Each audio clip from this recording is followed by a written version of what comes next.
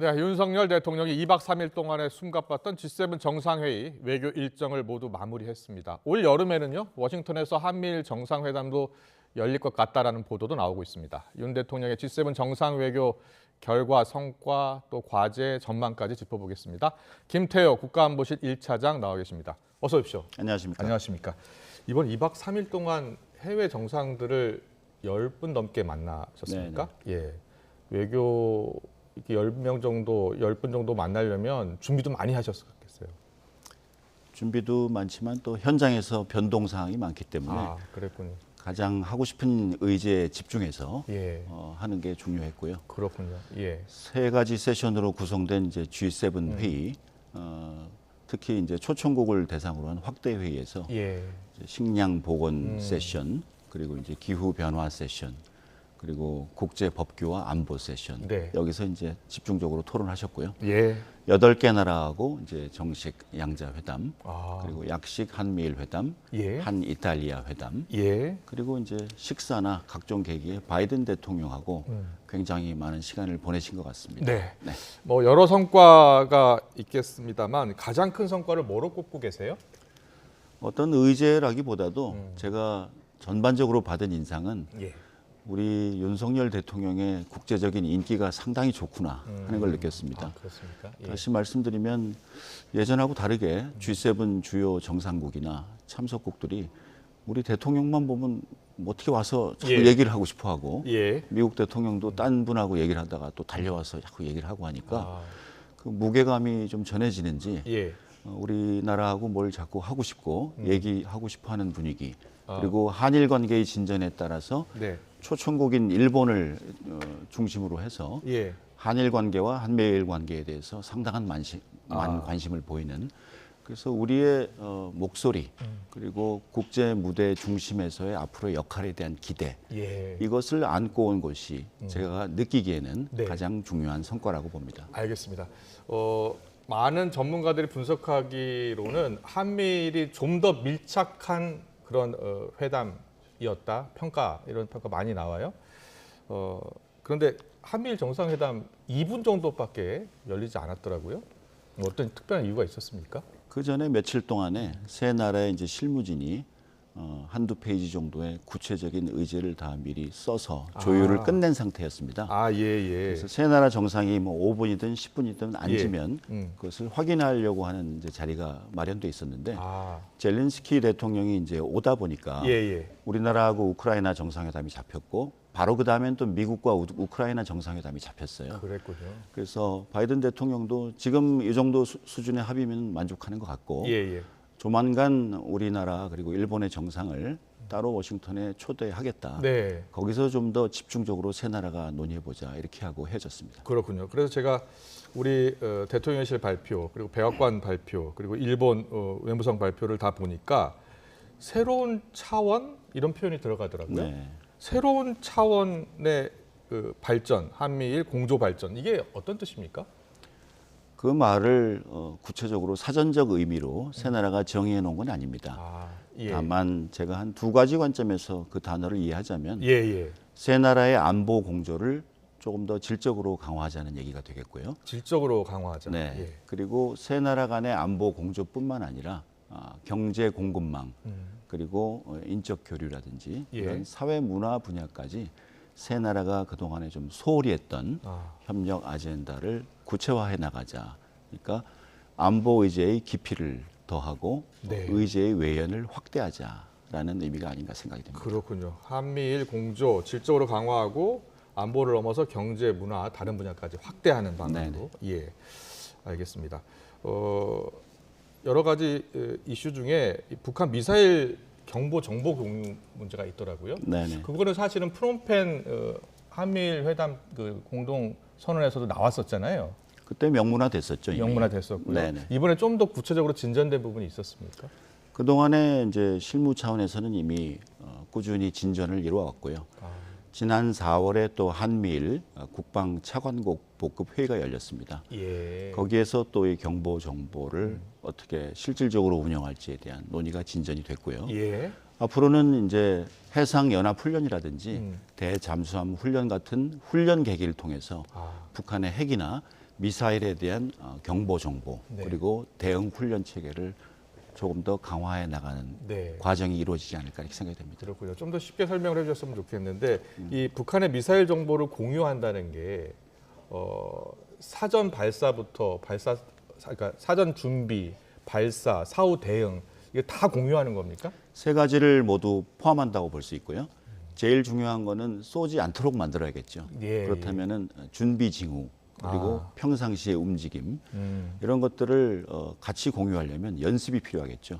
네. 각자 갖고 있는 함정이라든지 전투기라든지 아니면 정보 시스템이라든지 이것들을 별개로 운영하다가 서로 맞춰보고 필요할 때는 공유를 해야 되기 때문에 네. 실무진 차원에서의 준비라고 볼 수 있고 정상 차원에서의 합의는 이미 이제 이루어졌다고 볼 수가 있습니다. 그렇군요. 네. 어떻게 공유할지를 놓고서요. 이런 이야기 있는데 맞습니까? 미국을 통해서 한국과 일본의 정보가 공유되고 미국이 다시 또 한국, 일본 공유하는 그런 방식이 될 것이다라고 하는데 맞습니까?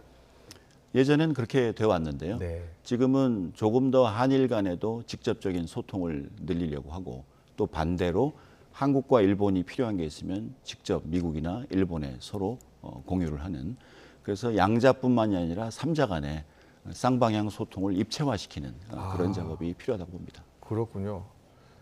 우리나라와 일본이 직접 정보를 공유하는 방안, 그 공유를 확대하는 방안도 좀 논의가 되고 있나 보죠? 우리나라와 일본은 이제 현재 있는 티사라고 하는 네. 삼국 간의 군사 정보 협정이 있지만 그것은 좀 구체적이고 예. 쥐소미아가 전체적으로 포괄을 한다고 볼 수가 있겠습니다. 예, 한일 정보 보호 협정 말씀하시는 네, 네. 거군요. 알겠습니다. 티사는 삼자 간의 얘기고요. 삼자 간의 얘기. 한일 간에는 쥐소미아입니다. 알겠습니다. 그리고 NCG 핵협의 그룹이요.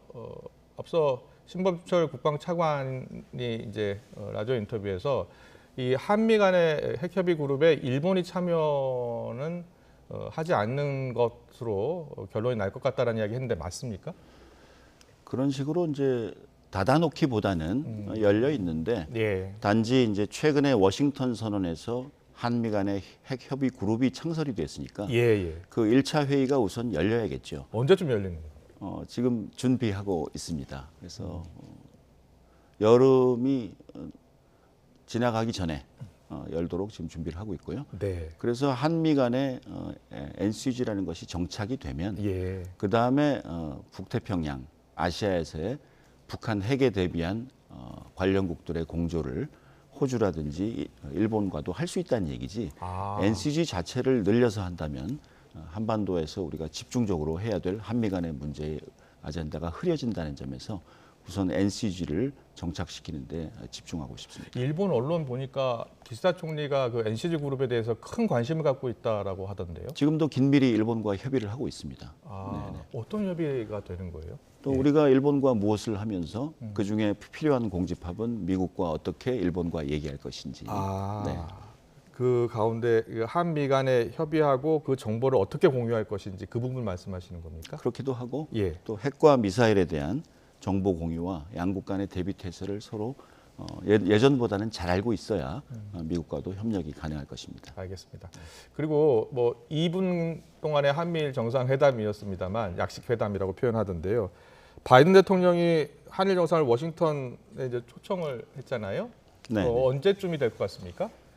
날짜를 아직 확정을 할 수는 없는 단계고요. 예, 그렇죠. 미국이 워낙에 이제 세계 주요 무대에서 행사가 많은 나라고 네. 또 한국과 일본도 바쁘기 때문에 새 정상이 편리한 시기에 따로 만날 수 있는 공간을 확보해야 된다고 보고요. 네. 우선 초청한 미국이 먼저 좁혀서 의제를 그리고 날짜를 가져올 것이라고 봅니다. 그렇겠네요. 네. 유엔 총회 전에 있을 것이다라고 하던데 맞나요? 그것도 정해두진 않았는데요. 예. 유엔 총회라든지 이런 다자회담 계기에 워싱턴에서 세 나라 정상이 만나기는 사실상 어렵습니다. 네. 네. 알겠습니다. 그리고 이번에 G7 정상회의에서 윤 대통령이 기시다 총리와 한국인 원폭 희생자 위령비 처음으로 공동 참배하지 않았습니까? 그렇습니다. 예. 어떤 의미를 부여하고 계신가요? 예. 한일 정상이 이제 참배한 것도 처음이고 또 우리나라 대통령이 참배한 것도 처음인데 네.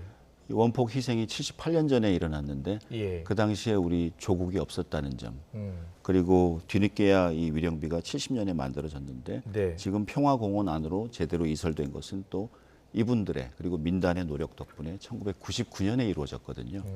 그동안에 한국 정부도 아무도 관심을 갖지 않았다는 사실에 대해서 우리가 굉장히 뒤늦은 감이 있다고 생각을 했고 예. 또 윤 대통령께서도 그 점을 강조하면서 피해자들을 진심으로 위로를 했습니다. 네. 저희가 볼 때는 북한에 대한 납북자, 국군포로, 이산가족 문제도 있지만 네.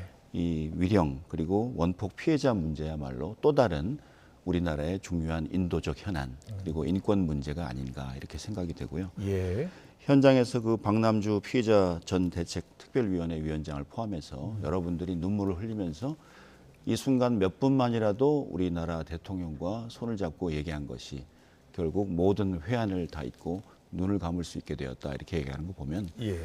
긴 인생을 살아도 결국 짧은 순간의 기억이 모든 인생을 지배할 수가 있듯이 예. 그런 것들을 마음속에 잘 새겨서 다음 달에 이제 재외 동포청이 우리가 출범을 하니까 네. 우리나라는 결국 혈연 위주의 우리나라 핏줄을 가지고 있으면 세계 어디 있는 동포라도 잘 지원할 의무가 있는 나라이기 때문에 네.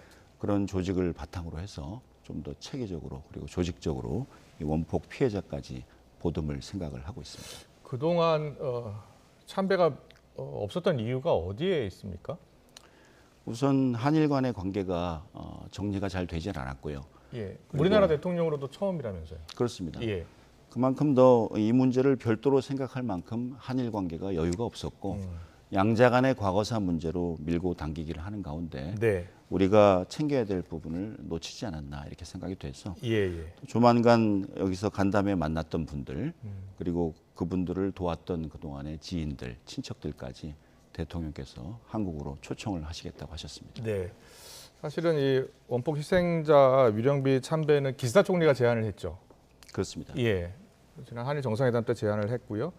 그래서 과거사와 관련해서 기시다 총리가 또 추가로 언급이 있지 않을까라고 지켜봤는데 추가 과거사에 대한 언급은 없었어요. 예. 그러니까 말로써 무엇을 자꾸 확인하는 것도 필요하겠지만 네. 행동으로 과거로 돌아가지 않으며 미래로 발전한다는 걸 보여주는 게 더 중요하다고 봅니다. 예. 그래서 우리가 주변에 중요한 나라들이 많지만 과거의 불미스러운 일을 정리해 나가면서 지금 하고 있는 행동과 앞으로의 계획이 미래지향적인가 네. 그것을 보는 것이 중요하고 현재 한일 정부 그리고 국민 그리고 정상들은 미래로 나아가면서 계속 마음을 열어가고 있다고 생각이 됩니다. 알겠습니다. 위령비 공동 참배에 이어서 한일 정상회담 약 한 35분 정도 있었다면서요? 그렇습니다. 예. 그런데 그때 혹시 후쿠시마 오염수 방류에 관해서 어떤 논의가 있었습니까? 그 논의는 하질 않았습니다. 왜냐하면 예정된 대로 벌써 어제 일요일부터 네. 5박 6일 일정이 시작됐고요. 예.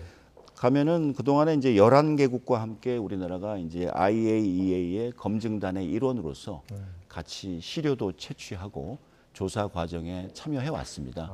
그러나 이번에 이제 기시다 총리가 또 별도로 결심을 해가지고 예. 한국 한국 국민의 우려를 좀 해소시켜주는 노력을 하겠다. 그렇게 조치를 취한 것이기 때문에 우리나라 지금 실사단이 가서는 결국에 IAEA가 하고 있는 그 검증단의 활동을 객관적이고 과학적인가에 대해서 네. 살펴보는 시간이 될 것 같습니다. 야당에서는 시료 채취 부분, 검증 부분이 좀 빠져 있다는 것, 그리고 시찰단의 민간 전문가라든지 이 관련 전문가들이 빠져 있다는 부분을 강하게 비판하고 있거든요. 그 부분에 대해서는 어떤 생각이세요?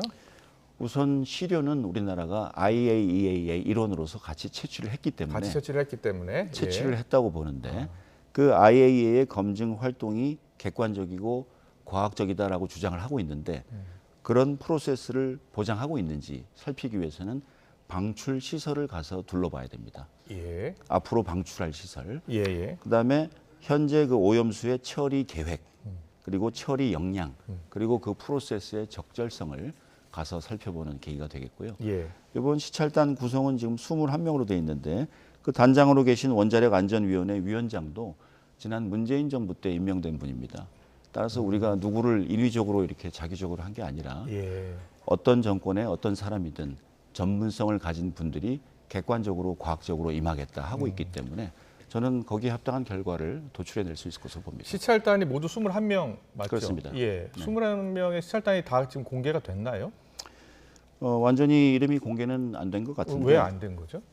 그거야 이제 전문성을 갖고 계시긴 하지만 예. 결과가 끝나기 전에 음. 또 적절하지 않은 압력이라든지 예. 또 정치적인 메시지가 본인들의 의사와 관계없이 주어질 수가 있기 때문에 그렇다고 생각이 되고요. 예. 별도로 자문 그룹을 또 뒀습니다. 국무조정실에서. 네. 그래서 지금 실사단에 가시지 않은 분들이라도 그 결과를 공유하고 전문가들의 의견을 구할 것으로 봅니다. 알겠습니다.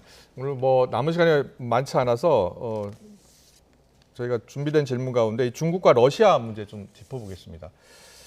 G7 정상회의가 중국과 러시아 견제 그리고 서방의 단결을 과시하고 마무리됐다는 평가도 있는데 이 중국과 러시아의 관계에 대해서 우리가 다른 카드를 좀 갖고 있어야 되는 것 아니냐라는 지적이 있어요. 거기에 대해서는 어떻게 생각하세요?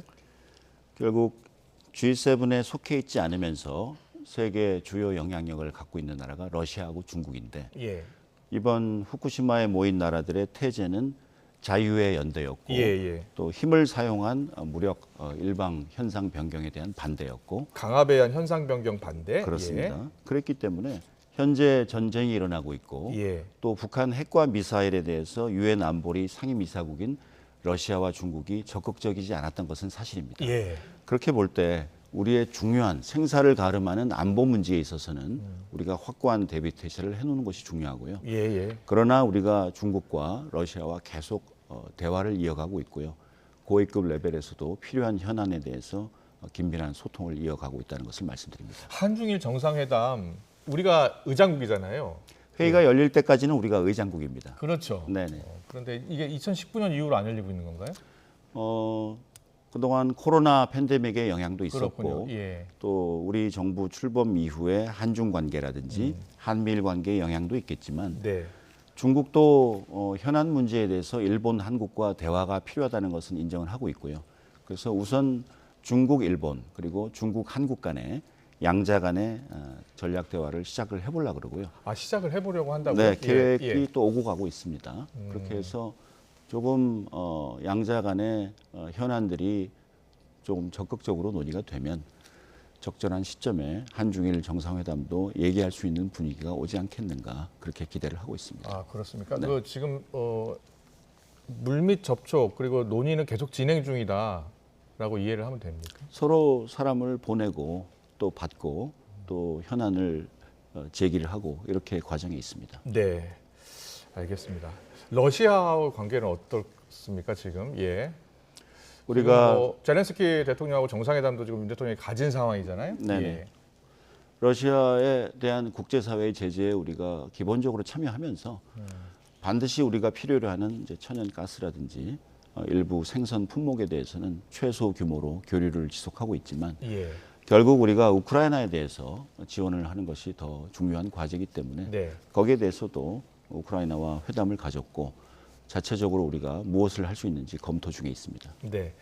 지난번 그 한미 정상회담 전에 그 로이터 통신과의 인터뷰에서 물론 대규모 민간인 학살을 전제로 했습니다만 인도적인 지원에만 머물 수 없다라는 인터뷰 대통령의 내용이 좀 러시아의 큰 반발을 샀잖아요. 예. 일어나지 않은 가정적인 사실에 대한 의견이었기 때문에 네. 공식적으로는 몰라도 러시아와 한국 관계에 실질적인 지금 문제는 없다고 보고 있습니다. 예. 그리고 실제로 우리가 그렇습니까? 저희는 그렇게 생각을 하고요. 러시아하고도 계속 문제에 대해서 현안을 토의를 하고 있고 네. 우리가 해온 우크라이나에 대한 지원도 지금 그 규모는 점차 늘어나고 있지만 예. 그 포괄적인 지원의 내용 면면을 보면 방탄 헬멧이라든지 예. 조끼라든지 전투 식량이라든지 그리고 지금 우크라이나가 우리한테 요청해 오는 것도 기뢰 탐지 장비라든지 제거 장비라든지 구급 의료 차량 이렇게 다 재건에 필요하거나 현재의 인도적인 군안 구조에 필요한 작업 그리고 장비들이기 때문에 네. 현재로서 이 문제에 대해서 러시아가 어떻게 정치적으로 큰 불만을 가질 필요는 없지 않겠나 이렇게 네. 생각이 됩니다. 알겠습니다. 마지막 질문으로요. 어제 독일 정상회담이 있었고 오늘 2회 회담 예정돼 있잖아요. 네. 예, 오늘 회담 핵심 의제 뭐가 될 건가요? 지금 11년 만에 EU에 네. 상임의장하고 집행위 의장이 동시에 방한을 하는데요. 결국 EU 조직의 대통령과 총리가 동시에 온다 이렇게 볼 수가 있겠는데요. 네. 우리가 그동안 2010년 FTA를 체결한 이후에 세계 글로벌 공급망, 경제 질서가 많이 바뀌었습니다. 예. 그래서 오늘 저녁에 아마 정상회담에서는 한 EU 그린 파트너십, 한 EU 보건 파트너십이 선언이 될 것 같고요. 네. 그다음에 작년에 한 EU 디지털 파트너십이 맺어졌는데 예. 그것을 실질적으로 어떻게 이행할 것인지 구체적인 액션 플랜이 나올 것으로 예상이 됩니다. 알겠습니다. 윤 대통령의 2박 3일 G7 외교전 성과와 과제 짚어봤는데 워낙 말을 아끼셔가지고 네, 우리 언론이 알고 싶어하는 말씀 많이 안 해주신 것 같아요. 최선을 다했습니다. 다음 기회에 좀 더 말씀해 주셨으면 좋겠습니다. 지금까지 김태호 국가안보실 1차장과 이야기 나눠봤습니다. 잘 들었습니다. 고맙습니다.